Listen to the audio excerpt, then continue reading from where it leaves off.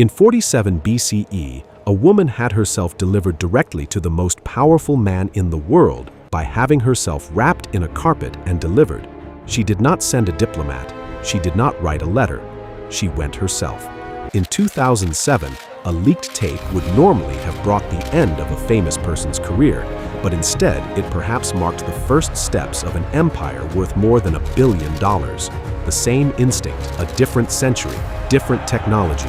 Our question is not who these women were. The question is, what did they understand about value that most people still refuse to see, and how did they act on it?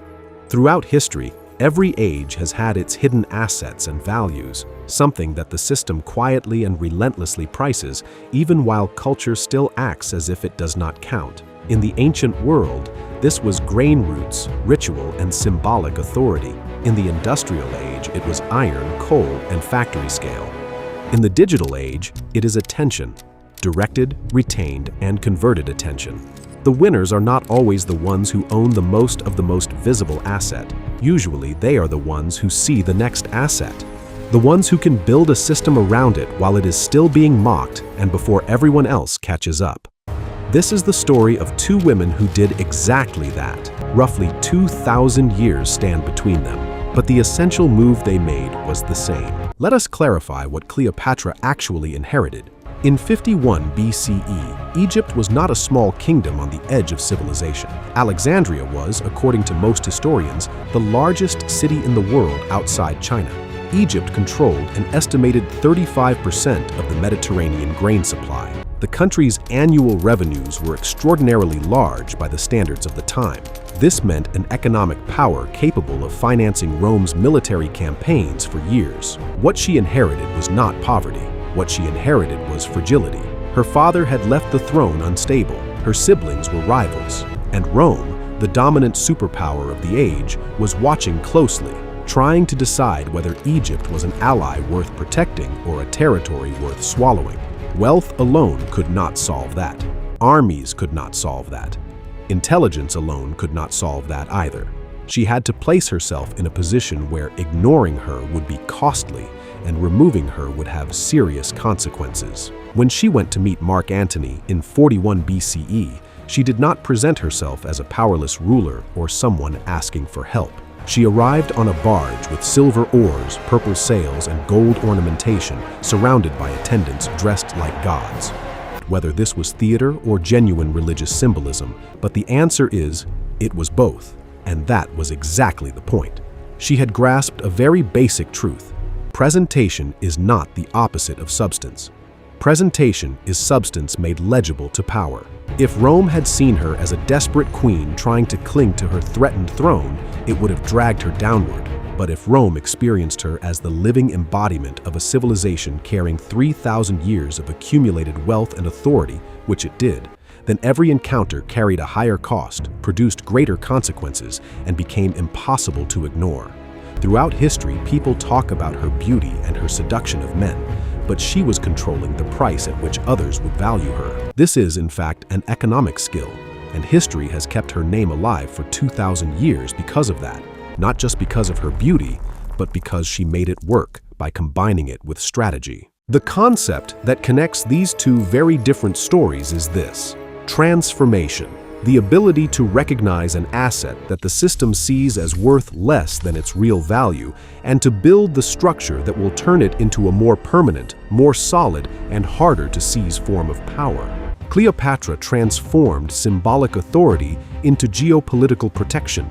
She turned spectacle into leverage. She turned Egypt's civilizational weight into a negotiating position that prevented Rome from directly swallowing her kingdom for nearly 20 years.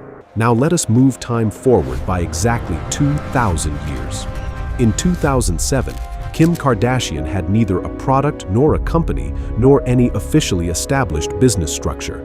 But she had in her hands something that the rising digital economy was beginning to price at extraordinary levels, while almost everyone in the serious business world still publicly dismissed it. Attention, not passive attention, directed attention. Millions of people who would follow her voluntarily, watch her, buy what she touched, and return every day. Most people's perspective narrows here. They say she became famous. End of story. As if that alone explains everything. As if being visible automatically turns into lasting wealth. No, it does not. Fame is fragile. Visibility collapses without architecture. The history of entertainment is full of people who became extraordinarily famous and ended up with nothing structural at all.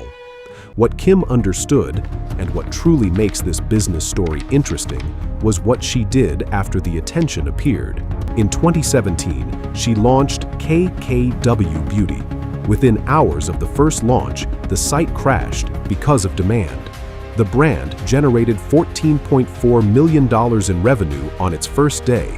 3 years later, in 2020, KKW, one of the world's largest cosmetics holding companies, bought a 20% stake in KKW Beauty for $200 million. That single transaction valued the brand at $1 billion. In 2019, she launched SKIMS. By 2023, the company had raised investment at a $4 billion valuation. To help you better understand and compare the figures, this move placed her in the same tier as century-old fashion brands with far more traditional reference points. In 2022, Forbes listed Kim Kardashian's net worth at $1.8 billion, making her one of the few people to become a verified billionaire through brand ownership rather than inheritance or entertainment contracts. This is not a fame story, it is a capital conversion story. It is the story of someone who realized before many major investors that attention, when properly organized, could become an asset class of its own. She turned habits into demand. She turned demand into products. She turned products into recurring consumer trust. She turned trust into brand equity. She turned equity into ownership. At every step, she transformed something that seemed soft enough to be underestimated into a structure that was more solid, more permanent, and harder to imitate. The visible difference between these two stories is enormous. One belongs to the world of marble and myths. The other belongs to Instagram and modern consumer culture. But the underlying structure is the same. Both inherited or turned to their advantage a form of value that their era did not take seriously enough. Neither built fleeting moments, they built lasting structures, and they transformed that value into real power. Moreover, they did this at a moment when the world had not yet fully understood what counted as real wealth. There is also a warning inside both stories. Cleopatra's system was brilliant, but it depended on personal relationships with a few specific Roman leaders. When those relationships collapsed after Caesar's assassination and Antony's defeat, the structure she had built also collapsed over time.